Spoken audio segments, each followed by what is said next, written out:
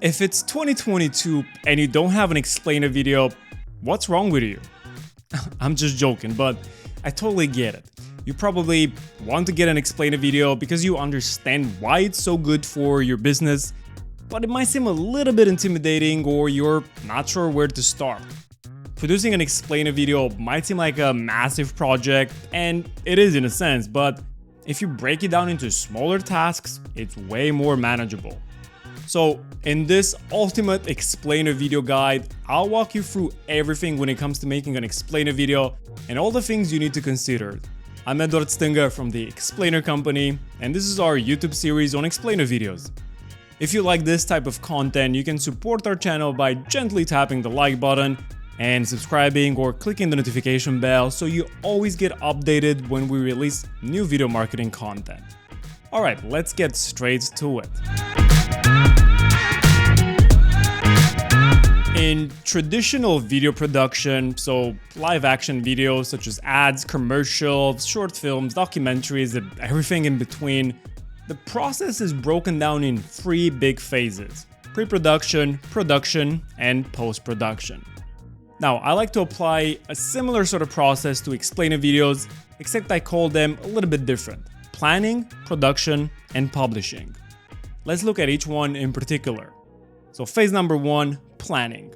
This is the most important part of any project because, as the old saying goes, failing to plan is planning to fail. And this is where you make all the big decisions and where you can get quite creative. Everything else that comes after is literally just executing the plan and sticking to it.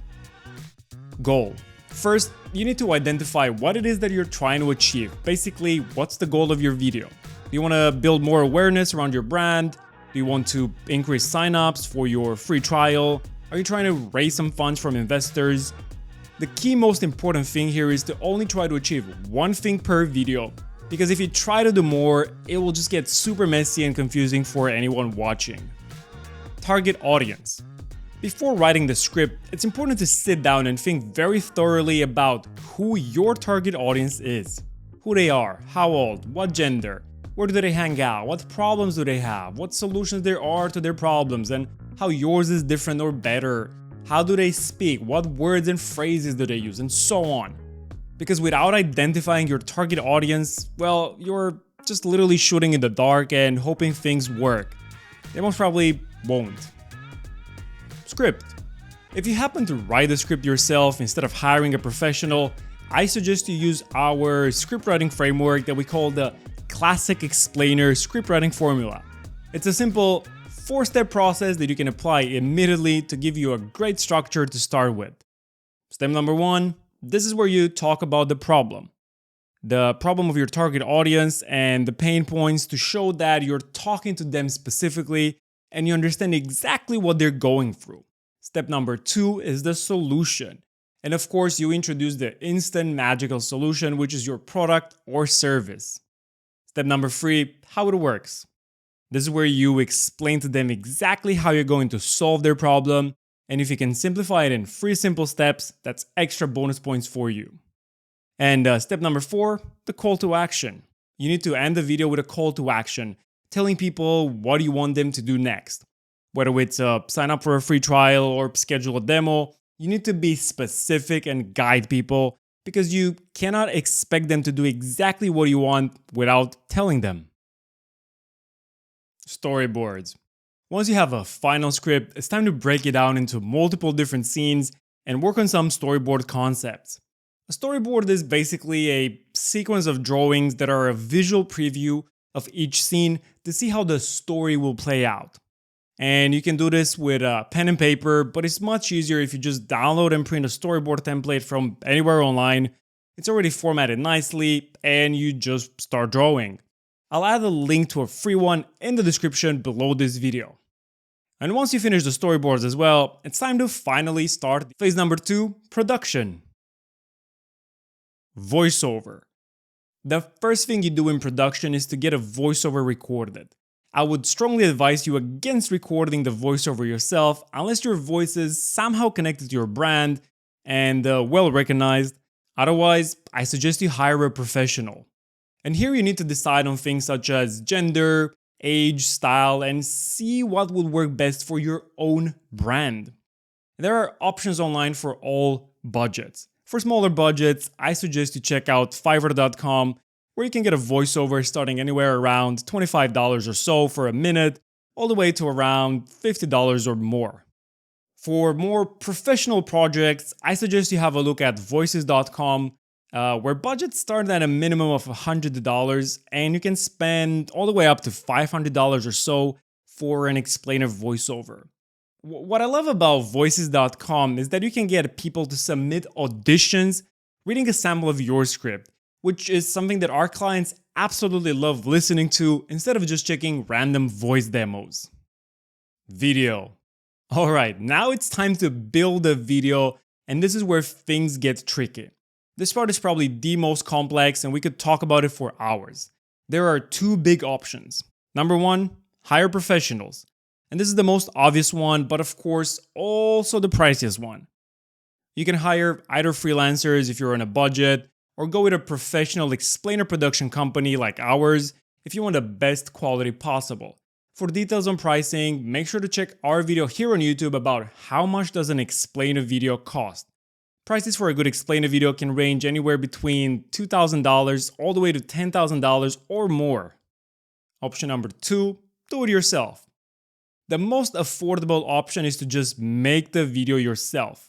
Now, I'm not talking about learning vector graphics, illustration, motion design, and character rigging yourself, because that will literally take you 1,000 plus hours to master and reach a great level. But there are some easier options. Option number A is some animation software.